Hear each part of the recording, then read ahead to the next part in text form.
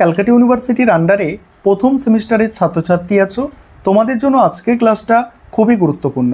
আজকের ক্লাসে তোমাদের ইএনভিএস অর্থাৎ পরিবেশবিদ্যা সাবজেক্টের 5 নম্বরের প্রশ্নের 100% কমনযোগ্য সাজেশান নিয়ে আলোচনা করব এবং তোমাদের সাজেশানটা আমি ইউনিট অনুযায়ী রেখেছি।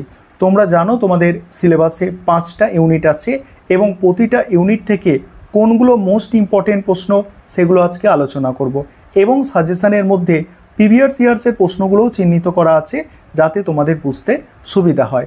তার আগে এই সাবজেক্টটা সম্পর্কে সংক্ষেপে কিছু বুঝে নাও।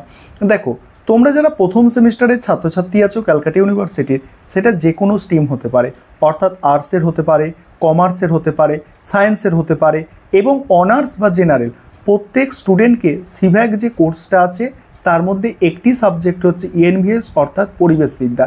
এই সাবজেক্টটা প্রত্যেক স্টুডেন্টকে 50 নম্বরের পরীক্ষা দিতে হবে এবং কোয়েশ্চেন প্যাটার্ন কি আছে, 3 ধরনের প্রশ্ন থাকবে।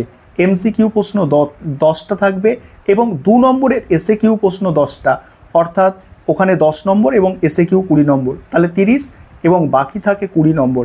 সেই 20 নম্বরের 5 নম্বরের প্রশ্ন থাকবে 4টে। এই হচ্ছে তোমাদের কোয়েশ্চেন প্যাটার্ন এবং আজকের ক্লাসে তোমরা যেটা পেতে চলেছো সেটা হচ্ছে 5 নম্বর প্রশ্নের সম্পূর্ণ সাজেশান।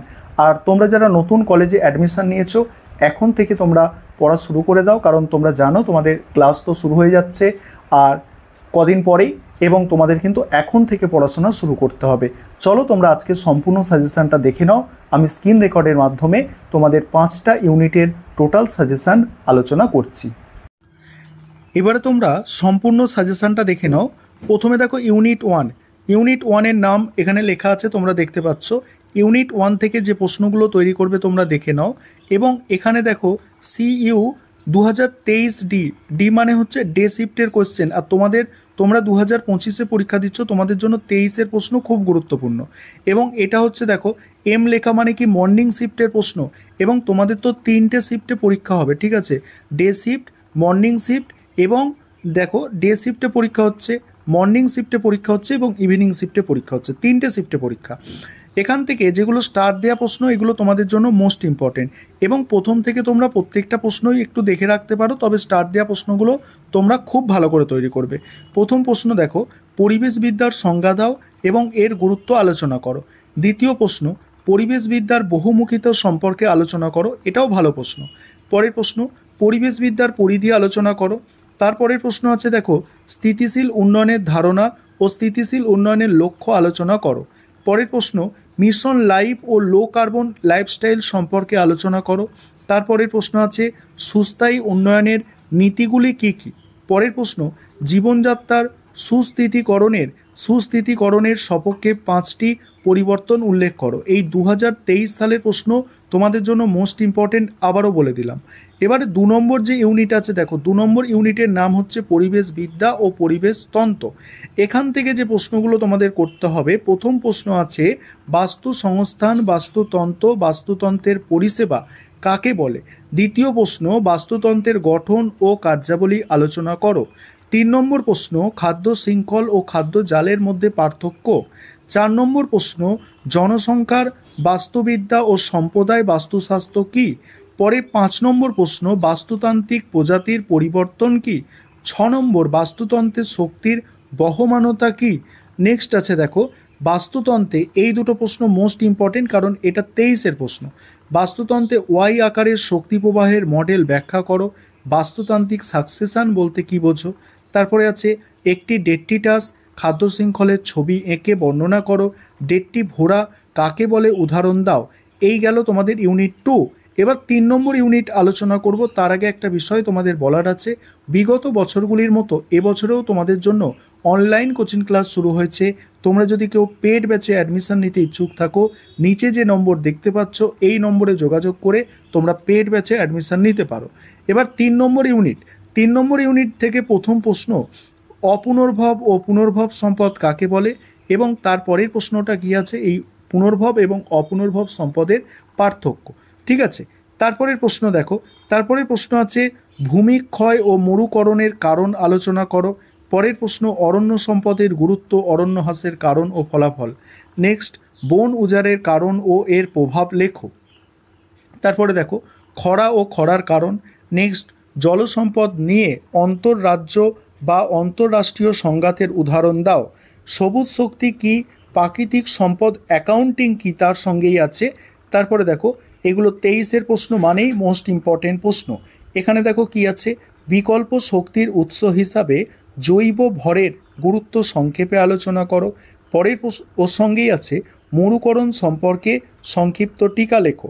তারপরে দেখো বায়ু শক্তি কি, বায়ু শক্তি উৎপন্ন করার সবচাইতে উপযুক্ত স্থান কোনগুলি, তার সঙ্গেই আছে দেখো বায়ু শক্তির ব্যবহারের দুটি অসুবিধা উল্লেখ করো। এবার 4 নম্বর ইউনিট হচ্ছে জীববৈচিত্র্য ও তার সংরক্ষণ। এখানে প্রথম প্রশ্ন, জীববৈচিত্র্যের স্তর সম্পর্কে আলোচনা করো।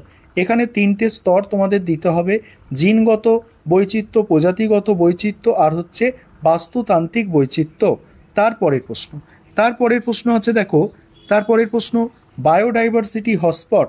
বায়োডাইভার্সিটি হটস্পট কাকে বলে, তার সঙ্গে আছে এন্ডিমিজ কি। নেক্সট আছে দেখো ভারতবর্ষকে মেগা ডাইভার্সিটি বলা হয় কেন। নেক্সট, ইনসিটু ও এক্সিটু সংরক্ষণ কি, তার পার্থক্য। তারপরে আছে দেখো সুরক্ষিত ক্ষেত্র নেটওয়ার্ক কাকে বলে। পরের প্রশ্ন, বায়ো প্রসপেক্টিং এবং বায়ো পাইরেসি কাকে বলে। নেক্সট, 23 সালের প্রশ্ন, মানেই মোস্ট ইম্পর্টেন্ট প্রশ্ন, জীববৈচিত্র্য ধ্বংসের 3টি মূল কারণ উল্লেখ করো। তার সঙ্গেই আছে পশ্চিম ঘাট পর্বতমালাকে জীববৈচিত্র্য হটস্পট বলা হয় কেন। এবার দেখো 5 নম্বর ইউনিট, অর্থাৎ শেষ ইউনিট এটা।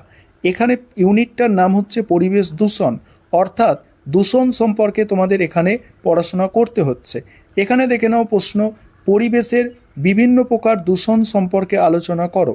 পরের প্রশ্ন, বায়ু দূষণ, জল দূষণ, মাটি দূষণ, শব্দ দূষণ, সমুদ্র দূষণের কারণ ও ফলাফল। নেক্সট, বিপজ্জনক বর্জ্য এবং মানুষের স্বাস্থ্যের ওপর ঝুঁকি। নেক্সট, পৌর বর্জ্য, বায়োমেডিকেল এবং বর্জ্য নিয়ন্ত্রণ ব্যবস্থা। নেক্সট, কঠিন বর্জ্য ব্যবস্থাপনা বলতে কি বোঝো। পরের প্রশ্ন 23-এর প্রশ্ন, ভূগর্ভস্থ জল দূষণের উৎস উল্লেখ করো। কীটনাশক কিভাবে মৃত্তিকার দূষণ ঘটায়। পরের প্রশ্ন আছে গ্রিনহাউস গ্যাস কি, এরা কিভাবে বিশ্ব উষ্ণায়ন ঘটায়, বিশ্ব উষ্ণায়নের দুটি ক্ষতিকারক প্রভাব। পরের প্রশ্ন আছে ইউটোফিকেশন কি, জল দূষণের দুটি উৎস লেখো। তার সঙ্গেই আছে বিওডি কি। নেক্সট, সিএফসির পুরো কথা কি, সিএফসির দুটি ব্যবহার এবং কোন চুক্তিতে সিএফসিকে নিষিদ্ধ করা হয় এবং কেন। তারপরে আছে দেখো বর্জ্য ব্যবস্থাপনায় ফাইবার কাকে বলে এবং স্থিতিশীল উন্নয়ন বলতে কি বোঝো। এই ছিল তোমাদের প্রথম সেমিস্টারের